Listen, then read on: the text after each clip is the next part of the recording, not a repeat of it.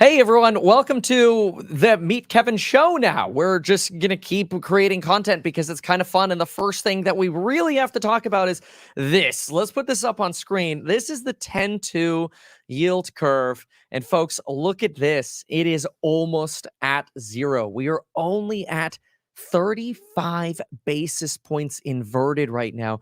And this is usually the painful period, which totally makes sense because that's the selling pressure that we're seeing in the stock market right now. And it's painful. The people told us this was going to be the painful part, and it appears to be. Now, what'll be interesting is what happens when we actually get above zero. How much above zero do we go? And one of the reasons we're seeing this happening is because not that the 10 is dropping and the 2 is dropping, but the 10 is rising and the 2 is going nowhere. This is the opposite of really what we've been feeling this whole cycle. So I don't know. It's going to be interesting. One of the things that blows my mind, and I want to hear what you guys have to say about that, Mikey McKay, welcome aboard. One of the things that I think is so interesting is so many people this morning on Bloomberg or CNBC, they're complaining about, oh my gosh, the jobs opening survey, the JOLT survey is so hot. This is a sign that inflation's going to reanimate. And Goldman Sachs came out within like an hour and they're like, we don't think so. I actually have it up right here. Goldman Sachs says, we previously noted that the low response rate is likely to increase uncertainty and introduce upward bias to the JOLTS measure of job openings, and alternative measures of job openings continue to decline in August. In other words, they're basically saying, we have the other. Okay, well, anyway, there's another Goldman piece where they say they believe the JOLTS data could be overstated by as many as 1 million job openings, which if that's the case, we would have actually seen less job openings now. The reason Goldman is saying this is because they say, look, in painful economic times, businesses, when they get the surveys, the envelopes in the mail, they just throw them away. They don't want to be reminded about how tough things are right now. So they throw them away. Their response rate is lower. They tend to respond more to good news or when there's good news to report on than when there's pain. And so this is why Goldman's calling, as Zero Hedge here says, BS on these JOLTS numbers this morning. But I personally call BS on the JOLTS number, not because I don't believe it. I mean, I know the inaccuracy of the government data is high to any regard, but because I don't see a high job openings read, whether it's slightly wrong or it's accurate, actually being bad. And I want to ask you guys, McKay and Mikey, what do you guys think? I mean, in my opinion, if businesses are saying, even if the number's still off from the government number, if businesses are saying, hey, we're hiring, is that not a massive tell that we should expect more sales, more revenues, and a greater GDP in the future rather than a contracting and recessionary economy? I mean, what do you guys think? Maybe I'm missing something. You think so? Going into Q4, it's going to be fascinating to see how the consumer spending iterates that, if the hiring is going to create more opportunities and more sales, or if we're going to see people have, the companies really have pricing power. Going back to that yield curve, what do you for people that are in the stock market right now or looking to buy real estate in this high interest rate environment, what are you thinking in terms of if we hit that zero, we go higher than zero, what does that mean for those folks? Break it down like 101. Yeah, that's great. I guess to really simplify it, the yield curve going up and uninverting in this case, in plain English, is just going to mean higher mortgage rates for now. Now, we don't know how long, but it's entirely possible, at least the way things are trending right now, until things change, this winter is going to suck. Now, I think there are two ways you can respond to that. I think you can respond, number one, by saying, look, I have the income. I can afford a payment for a home. I think I can get a great deal on a property. If I need to rent it out, I won't have a massive negative cash flow. I would not get into a big negative cash flow. And maybe you put more money down. You finance less if possible if you are looking to buy something. Or quite frankly, just be patient. I don't know that there's a rush to buy. But if you think rates are going to come down in the next few years, this winter, or who knows, maybe even next spring could be an interesting time to buy. This yield curve re-inverting, though, it could be the lead into a recession and things could get worse, or it could be, hey, it's 1994 soft landing. Who knows? But it's going to be really interesting. So we covered how it affects the real estate market. Yeah. You've obviously seen the slowdown, as you've talked about in your morning live streams. Like you're seeing these listed comps lower. What does that mean for the stock market? I mean, we're seeing stocks being pummeled today, this week and this month. What should we expect into Q4 of the stock market? Is there anything in particular you're paying attention to?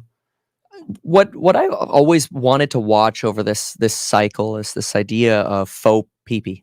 I don't like fake PP. I like real PP. I like big, real, thick pricing power at companies. And those are companies that I think Sebastian put together some notes on the Nike earnings call, and we went through it in the Course Member Live this morning. And you're seeing this regularly in these company earnings calls. We're conducting strategic pricing strategies. And really, that's just a fancy way of saying they're cutting prices.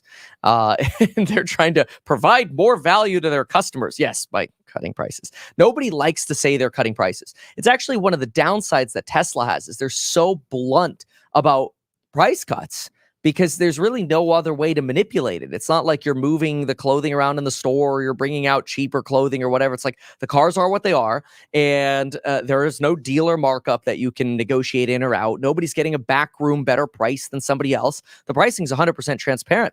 We got Mikey here who's got like the sick Roadster. Dude, tell your story about the Roadster, and like then you got shown up by what kind of car?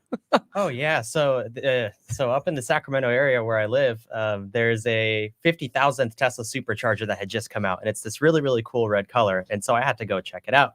And having bought a 2008 Tesla Roadster from you, Kevin, just a couple years ago, I was like, well, that's the car to show up in. And so I did. It was like a huge photo op. Like a lot of people were happy to see the car. And I drive home, and as soon as I get home, on Twitter or on X.com, I'm seeing people posting the Cybertruck showed up as soon as I left a release candidate. Rip. Here's on screen, Christian, I've got a video of what this, I got someone's YouTube video here, of what that red supercharging station looks like. It actually looks pretty neat. And look at that. Did it charge any faster, or was it exactly No, the same? It's the same. I think it's a V3 250 kilowatt. Oh yeah, there it is. Charger. I think they came the day after they installed it, and they just kind of vinyl wrapped it. I wonder if there's a line to charge at that thing now that people know about it. Probably. Yeah, it's kind of funny. So yep. Elon commented something an hour ago. Somebody posted a screenshot of the Dow Jones down 258 bips. 258 points. And they said so much for a soft landing. They said, and Elon said, so soft. If you're Jerome Powell, what are you thinking right now? Like, are you taking this criticism? Are you like, maybe things are too tight for too long? Are you thinking we got to cut interest rates? What are you thinking? If I'm Jerome Powell right now, I'm like celebrating with like tequila, and I'm like, we got inflation in the bag. This is freaking amazing. Like, I would honestly, if I was Jerome Powell right now, be so happy. And I know that sounds insane because there's so much still left over, like, oh, but prices are higher. Yes, but Jerome Powell's job isn't low prices. Jerome Powell's job is stable prices. Any earnings call you look at right now says stable prices. And his goal was, how can I get stable prices and maximum employment? The numbers today reiterate he's achieving maximum employment month after month after month, and stable prices month after month after month. Now, of course, we still have to deal with prices are higher. We're in an earnings recession. It's harder for companies to sell. People don't have all the stimmy money that they used to have, although there are questions about, have people spent all their excess savings, or do they have more than we really think? We did a video on that this morning. I encourage you to watch that. That was in the Meet Kevin report about halfway through. We broke down a TS Lombard piece on that, and they're the bears, but it's worth looking at. But yeah, I mean, if I'm Jerome Powell, and this is the thing that I think people hate about the Fed, is you can't really expect them to be fully transparent, because I think the Fed to our face is like, we might have to hike again. Listen, don't party. We're partying. Fuck you, don't party. and I think that's really the attitude here, because if they tell us to party, they lose their game. If they tell us don't party, everything's bad, but they party, they win. So they literally get to party and win. So where is this criticism from Elon coming, saying like so much for a soft landing? Oh, well, Elon is in one of the most interest rate sensitive sectors, autos. I mean, there's a reason. And I'm contrarian that. Well, yeah. Well, there's a reason I'm contrarian in buying like Enphase and Tesla. But let's be clear, like, these companies hate high interest rates. These companies thrive of 0% financing. They're basically like the pricing power versions of a firm. And that's like offensive, because like people, every time I mention a firm, people are like, a firm has no moat. And it's true.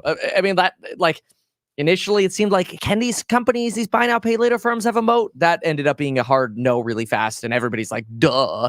But anyway, like Enphase and Tesla, they have a moat. So they're really like an Affirm with a moat in that they thrive off super cheap financing. Everybody wants a Tesla at 0%. I've got a Tesla Model X. I think I have 5 payments left on it, which is crazy, but I refuse to pay it off because the interest rate is 1.49%. Wow. 149. Wow. So like, why would I pay that off? But anyway, yeah, like please, people are going to buy cars and solar panels and solar batteries. They'll buy everything when interest rates are low again, and they'll be low again. It's just a matter of time. Awesome. What else we got? I think, what happened with Hunter? I heard he went to court for like 30 minutes. Yeah, less than 30 minutes. Hey, Republicans, you see this? Hunter went to court. They're trying to show you equal justice is being applied here. He actually opted to do it remote. They just wouldn't let him. He wanted to do a Zoom call, and they're like, no special treatment for you, Hunter. I went to Zoom court in California. It didn't work out for me. Hunter can't bring cocaine to the courthouse. Oh! That's why he wants to do it from home. They got to randomly drug test him. Didn't they say they were drug testing him? I don't know. I thought you made a comment about it. Yeah, I don't know about the drug test. Something about random drug tests. I don't know. I think the judge is requiring that he's going through random drug tests. And what's the meme that I need to find it really quick. There's a Hunter meme of him coming out on the like balcony at the White House, and he's all wigged out and he's like rubbing his nose or whatever. And everybody, I can't find it right now, but everybody always plays it on the internet. And I find it hilarious because it does make you wonder, like, whose baggie was it in the White House? Oh, you could. So you're telling me you could identify all 2,000 people outside the Capitol riot, which, remember, I streamed that all day long for like 12 hours, but you can't identify who dropped the little white baggie. So in other words, if somebody happened to drop a stick of C4 in the White House, you'd have no freaking idea. No clue. Whose is it? Interesting. But wait, so what happened? He pled guilty or something? Pled guilty, yeah. So wait, pled guilty or not guilty? Not guilty. Sorry, pled not guilty. Okay. You're right. Good catch. Good catch. Yeah. Okay. Good. Sorry, I thought that was like thinking he is guilty. What? Innocent until proven guilty. Or something. Right. That's how it works. But yeah, he's got 3 counts right now. He's got 2 for lying on federal forms about his narcotics use, and then 1 for owning a firearms while using narcotics, basically. Interesting. So somehow they would have had to link that he was using drugs while he, I guess, filled out that form or so. I wonder how they link that together. It would be very interesting to see. And I imagine the whole like trial will expose all of the facts that are known on all sides.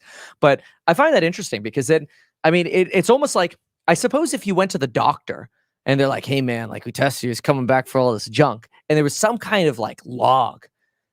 And then they're like, oh, somebody else is able to piece together. You applied for a gun permit at that time, right? Like maybe, but wouldn't that be like anti-HIPAA? That's what I was thinking Yeah. too. I mean, maybe HIPAA. if there's a court order, maybe, but I still feel like on the surface that's anti-HIPAA. I don't know. Yeah, that'll be really interesting. Okay, you had some stuff on SBF. What's going on with SBF? I know that guy's going to jail. Oh, he's in jail. Oh, what a loser. Anyway, so I know he's there's jury selection that started this morning at 6 a.m. California time, 9 a.m. Eastern in New York.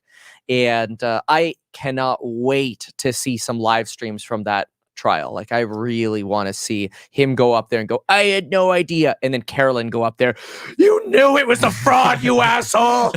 I can't wait. That'll be good. Yeah. So our friend CoffeeZilla is doing a breakdown of this book called Going Infinite, The Rise and Fall of a New Tycoon. It's basically authored by an SBF apologist.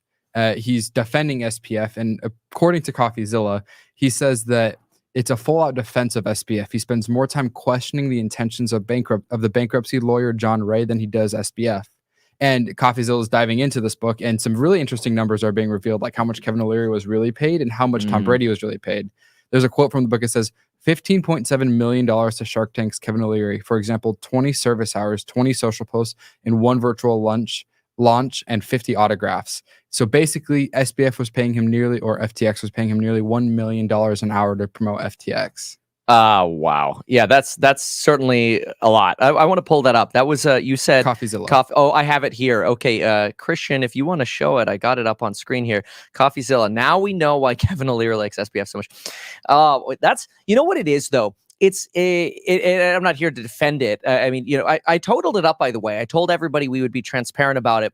I was sponsored by FTX as well. I was paid a total of $122,000. And what we've promised is once everything is said and done with it and recoveries are made, we're going to have some kind of like creator fund for that. We're going to follow and honor that promise. We're going to be clear about that. But I'll tell you, mine probably worked out to like still good, but like $100 an hour. but I think what the difference here is, to add maybe another perspective to this, is I don't think Kevin O'Leary here was getting paid $1 million an hour for 20 service hours, 20 social media posts, 1 virtual lunch, and 50 autographs. I think he was paid that to assign his brand to FTX.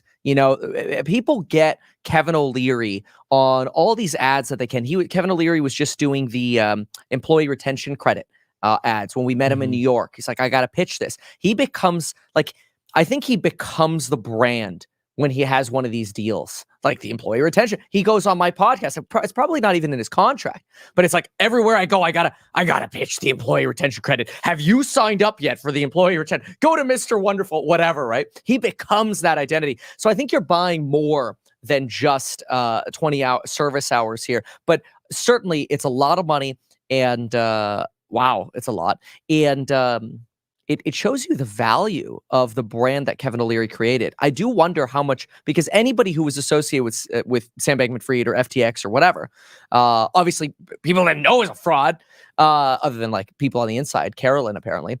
But they had another C-level executive who was just interviewed on CNBC yesterday talking about how they had no idea, even at the C level, that Sam Bankman-Fried and Carolyn were total frauds. Wow. It's really interesting. And they're going to be coming out to testify, which is interesting. That's going to be fascinating. It's going to be so interesting. But this Kevin O'Leary thing, it shows you the value of building up a brand, which is very much what Donald Trump is defending now. That's a good crossover, yeah. Yeah, to Mar-a-Lago. Yeah. Tell me about this Mar-a-Lago thing. You got that one? Well, it's apparently, according to Trump, it's worth about $1.5 billion. Wow. So, $1.5 billion. This is like what? How many acres is this Mar-a-Lago? Like let's figure this, because it's in West Palm Beach. Mar-a-Lago. I can never spell it right. It was sold to him originally for $12 million, and I mean reasonable. Geez, I don't know. I don't remember. That would be interesting, because then we could really it's 62,000 feet. That's an acre and a half. It's an acre and a half lot in West Palm Beach. That's incredible, because that's not a lot of land. And the way you would have to justify that sort of value is in the potential revenue that it could receive. Or take into account all the documents hidden in there. Oh, hey, those are memorabilia, okay? Trump could have declassified all of it. I like that. But he does say that. Trump does say, hey, I could have declassified it. I think he kind of regrets that he didn't, because honestly, had he just declassified it, honestly, had he declassified the last day and just pardoned himself, none of this would have happened. I think if he could go back, he would do that. What do you guys think? I think he's trying. Yeah. Do you think there could be some sort of deal, like along the SBF? What was the SBF deal that he was trying to pay Donald Trump to not run? And a lot with the sub question to that, do you think there's anybody going to try to get Donald Trump to not run? Is there a price that Donald Trump would accept to not run, like being pardoned for everything? Because I know that idea has floated around Twitter, like, okay, Joe Biden, just tell Donald he's pardoned for everything and he has to drop out of the race. What do you think about that? No, I don't think Trump would do that ever. I think at this point, like, if Trump signed a $5 billion FTX deal, 2 years ago, let's say, like Taylor Swift was going to have a massive FTX partnership, except everything hit the fan right before she was saved her. Great. She everything hit the fan right before she ended up signing. But what's crazy is, now Donald Trump's identity has become fighting for America, right? He's fighting for the little guy. He's fighting for the business owner. He's fighting for the union workers. That's what he's branding himself as that crusader who's going to fight the good fight against the justice system and go to bat for you. Now, whether or not that's true is up to people's own impressions. Of course, Democrats are going to say that guy's a scumbag and belongs in jail, and Republicans are going to be like, hell yeah, to some extent, because there are also never Trump Republicans. But the problem is, if they don't coalesce behind Trump, you just get Biden again. So they'll have to. That's sort of what happened in the California recall election. As soon as if the Republicans don't coalesce again behind a Democrat in California that could actually take down Newsom, which we were trying to provide that option, Newsom just wins again, which is exactly what happened. What was your take on that interview with Newsom? Because I know you covered it a little bit. You had some thoughts afterward. Yeah. What was your thoughts on that Newsom interview? It took a lot of people back. Yeah, he's so charismatic. He's so good on camera. And I think that's why he does all these interviews, because he comes across as so likable and he makes California seem not that bad. And he tries to come across as very reasonable. There were some things that he said that weren't true. For example, he's saying, oh, it's the oil companies that are ripping off California, and that's why gas is so expensive in California. When the reality is trucking regulations are obscene, refining regulations are obscene, the blends of gas you need to have in California are obscene. It's more expensive to do business in California. So of course gas is going to be more expensive in California. But that's because of the government. But anyway, going back to this Mar-a-Lago thing, outside the value of the documents, I think you really have to justify a $1.5 billion valuation for Mar-a-Lago. You would have to be able to show that you're creating so much massive income. But the problem is that income's going to be tied directly to Donald Trump. So if somebody else, like, how do you value the property? Do you value the property with Donald Trump there doing events? Or do you value the property for itself? And is like the event business separate from the property? So how that gets valued in court will be really entertaining to see how they try to piece that apart. I think, McKay, you were talking about yesterday, statute of limitations. Yeah, you talked about it a little bit this morning on your report. I think 80% of the cases were older than 2014, which put it past the statute of limitations. Let me pull that up really quick.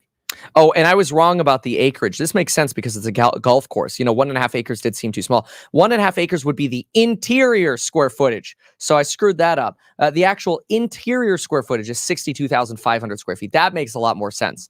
And it looks like, based on what everyone's saying here in the comments here, it's somewhere between 17 to 18 acres. This makes sense. But even regardless of the square footage or size, there aren't going to be comps on Zillow for this. I mean, you could go on LoopNet and try to look at different hotels, or which hotels are good because hotels make a lot of money from event space, and that's really Mar-a-Lago. But then you also have the exclusivity of the golf membership.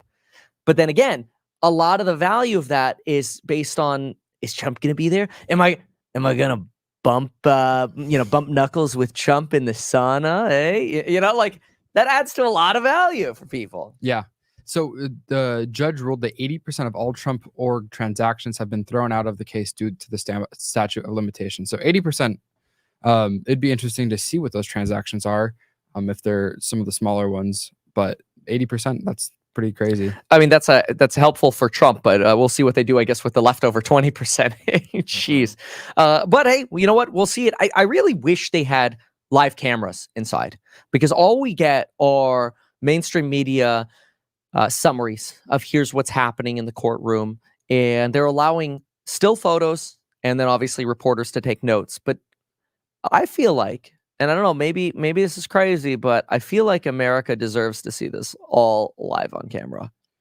It would be good, especially if Trump's calling her like crooked, or if she's wildly misleading the public. It'd be important to Letitia see. James. Yeah, exactly. Well, I want to see that, like Trump on the stand going, "You're a C," like come on, I would pay to watch that. Yeah. Yeah, he could probably make up all that money if he just started like a Patreon or something. Maybe, honestly, that's probably why they are not live streaming it, because he'd monetize it. Yeah, he'd be sitting up on the stand. By the way, check out the Meet Kevin link in the description for the crash courses on building your wealth. Now just $89. That'd be hilarious. What else? All right, so kind of wanted to get your predictions and estimates on something, and then you have some Model Y news. So jump into a Tesla segment.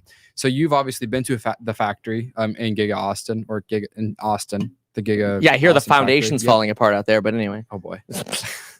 And the real estate market. The real estate market's tanking. And you've been up to the Cybertruck too close and too personally. They had we to pull you canceled off that of it. deal. Sorry, go ahead. What- Yeah, I did get yeeted off the Cybertruck.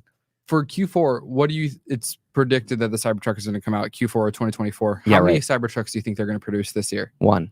Just one. One actual, like, I think they said, look, end of this year, I think they get one Cybertruck that is like, it's our first delivery. And it's going to be a Christmas delivery, and you'll be able to take possession on New Year's Eve.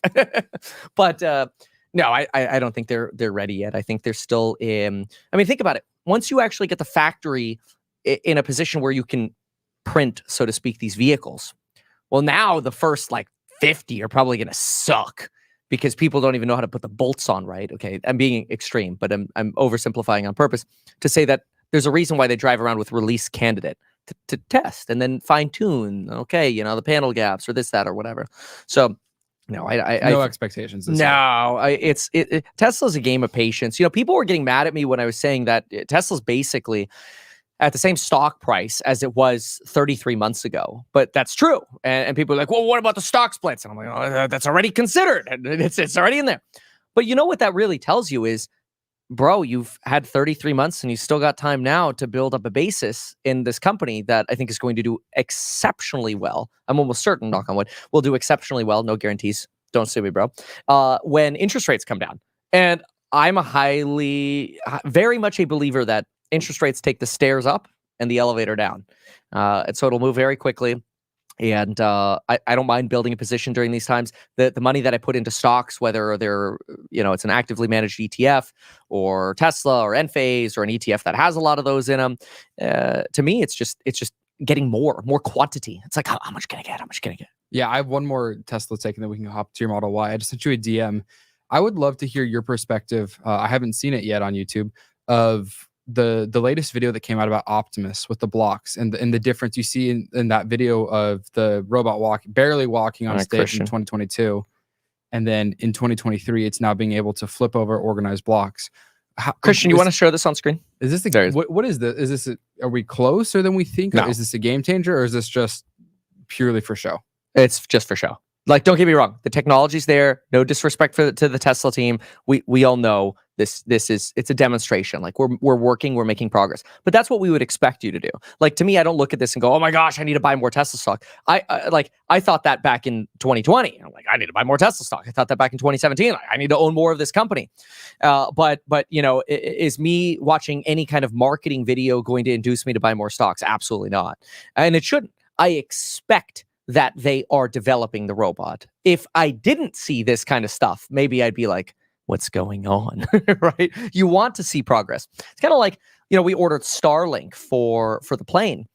And they're like, oh, it's coming out in, you'll be able to get your Starlink installed, which I already paid for. They got my money, interest free. Elon, I could be making 5.5% on this. Anyway, so they're like, oh yeah, you'll have it by this summer. I order it in like January or February of this year. You'll have it by this summer. I go, okay, hey, it's the summer. Checking in. I think I checked in like 13 times. And finally, they're like, oh yeah, your plane model is actually going to end up being spring of 2024. I hear from one of the pilots that they are starting installs on some of the Gulfstreams. Yep. Darn it, Kevin. Got to get that FAA certification. I know. And that's the plane world. Like, you buy a plane and then you start comparing to everybody else's PPs. It's like, who's got the bigger PP? It's ridiculous. And it's the relativity game never ends. It's so stupid. But anyway. Yeah. And then they rub it in your face too. It's like, well, if you had a Gulfstream, you could do this. Well, if you had a Gulfstream, you could get Starlink. Shut the fuck. They actually just got a partnership with the Department of Defense with Starlink. Oh wow. They're calling it Star Shield. It's like I think it's part of the same constellation, but the DoD gets to control it, and it's like a whole contract that Starlink. That's has great. Military grade. Yeah, that's great. I mean, I think. Look, I think what Elon's doing is great. I think he knows how to play the game too, and that's why people get mad at him. But do I think what he's doing is overall in the correct direction? Absolutely. Yeah, kind of like fan. Separating the art from the artist. yeah. Like, forget about what he says. Like, look at at the end of the day what he's done. Well, what contributions do we have here? Yeah. It's really interesting. I asked the kids. I go, hey kids, what kind of car do you guys want when you grow up? And they're like, oh, we want a Tesla. And I'm like, why? Like, I thought you wanted a Lamborghini or a McLaren or whatever. They're like, self-driving. I don't want to drive. Other cars are obviously eventually going to have self-driving too. But I'll tell you, I was in Phoenix. I saw Waymo, and was it a Waymo or Cruise? Oh, we saw both. Waymo and Cruise is over there. Anyway, it was at night. We're at a red light, and we're next to one of the Cruise cars. And I'm like, Jack, look, there's a car with no one in it, and he's like, "Dad, I never want to drive. I love this." Like That's so he's funny. he's just like enamored by seeing a car with no one in it. And honestly, it was kind of surreal to see it Yeah, myself it's as well. pretty cool.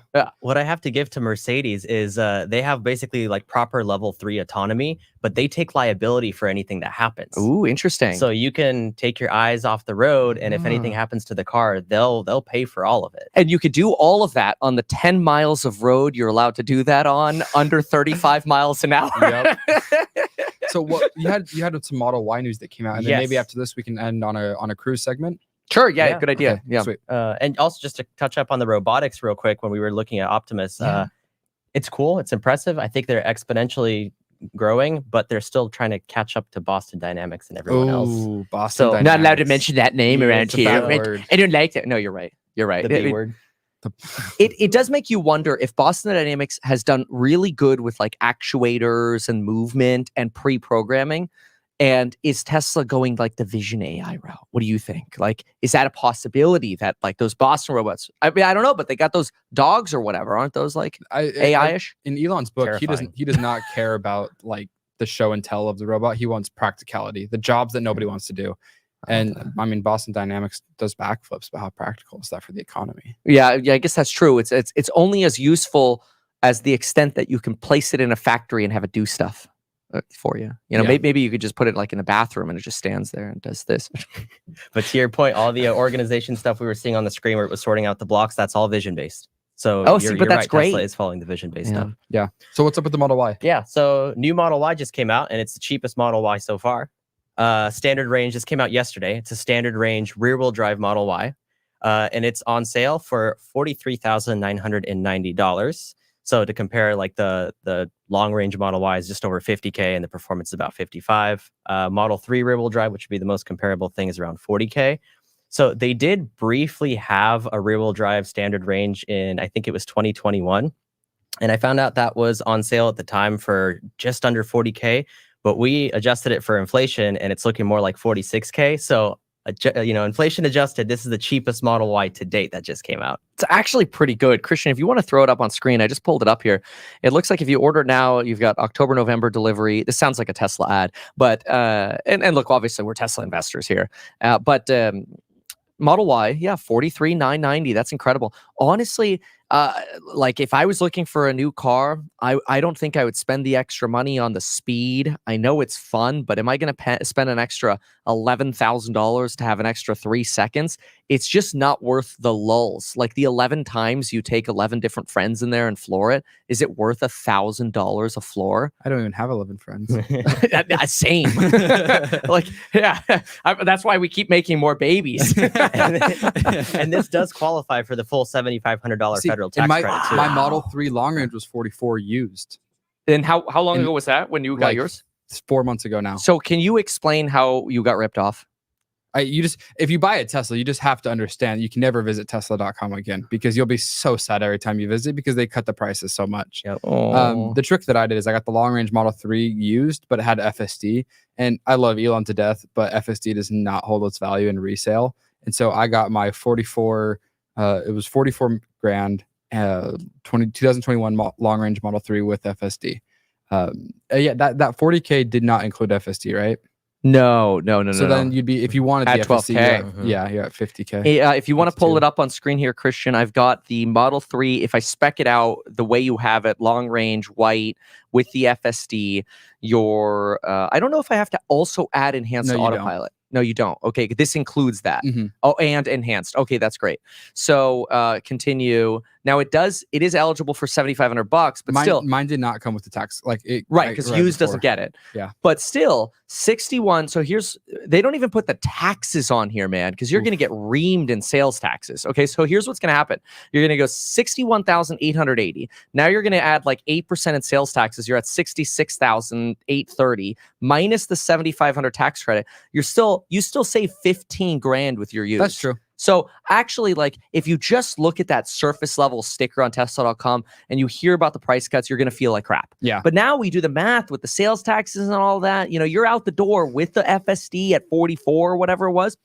you still save 14 grand. And what? The car's like true. 18 months old. Yeah. Like, no, who cares? My plane's 18 months old. You Yeah, know, like, the it's car's fine. been phenomenal. Like I'm so grateful every time I get in it, and I don't feel bad when I pay for it. Like I feel like I'm very grateful to have it because it makes like I drive a long distance sometimes, and so it makes my commutes like 10 times easier because I just put on autopilot and it just goes. It's awesome. I have 60K miles on mine. I do the same thing all up and down. I love it. It's It's worth every amazing. penny. Yeah, and people got to check out. Can you shout out your channel so people can get Oh. where you have a short where he dealt with the insurance of Yeah. fixing the glass on the top of his Tesla. Yeah. So I have the price on there, how much it cost me with the deductible, how much they actually charge me for it. But my channel, it's hyphenated. So it's cars and guitars. Cars and guitars. And then just for sympathy, you have a channel too. Yeah. Yeah, tell us. Meet McKay. well, It's the behind the scenes of what Kevin really does to me when the cameras are off, or so he thinks. I have a Zoom in 29 seconds, so we'll see you all on the next one. Let us know. This was really a trial run to see what y'all think. Let us know in the comments down below. Thank you so much for watching. We'll see you in the next one. Go to meetkevin.com to get those $89 crash courses on pre-sale. Price is very likely to double. I could almost guarantee they'll double. Okay, thank you. Bye.